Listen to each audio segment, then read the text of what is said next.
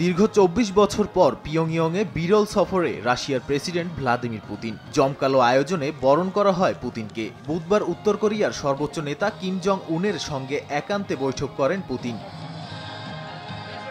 এতে দুই দেশের পারস্পরিক সম্পর্ক, সামরিক সহযোগিতা সহ কৌশলগত বিভিন্ন বিষয় নিয়ে আলোচনা করেন দুই শীর্ষ নেতা। এ সময় পুতিন বলেন, ইউক্রেনের বিরুদ্ধে লড়াইয়ে রাশিয়ার পাশে থাকবে পিয়ংইয়ং। যুক্তরাষ্ট্রের আধিপত্যের বিরুদ্ধে মস্কো প্রতিনিয়ত লড়াই চালিয়ে যাচ্ছে বলেও জানান পুতিন। পুতিনের এই সফরকে ভালো চোখে দেখছে না দক্ষিণ কোরিয়া ও যুক্তরাষ্ট্র। সিওলের আশঙ্কা, রুশ প্রেসিডেন্টের সফরের কারণে মস্কো ও পিয়ংইয়ং এর মধ্যে সামরিক সহযোগিতা বাড়বে, যা আঞ্চলিক নিরাপত্তা হুমকির মুখে পড়বে।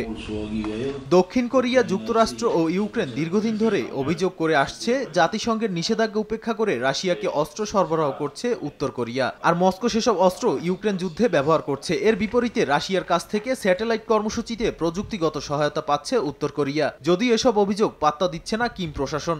নগদের কাছে সব গ্রাহকই প্রিয়, তাই তো সারা দেশে ক্যাশ আউট চার্জ সবচেয়ে কম। এদিকে পুতিনের পিয়ংইয়ং সফরের মধ্যেই পরমাণু অস্ত্রবাহী সাবমেরিন থেকে ক্ষেপণাস্ত্র পরীক্ষা চালিয়েছে মস্কো। বুধবার ব্যারেন্টস সাগরে এই পরীক্ষা চালানো হয় বলে জানায় বিভিন্ন সংবাদ মাধ্যম।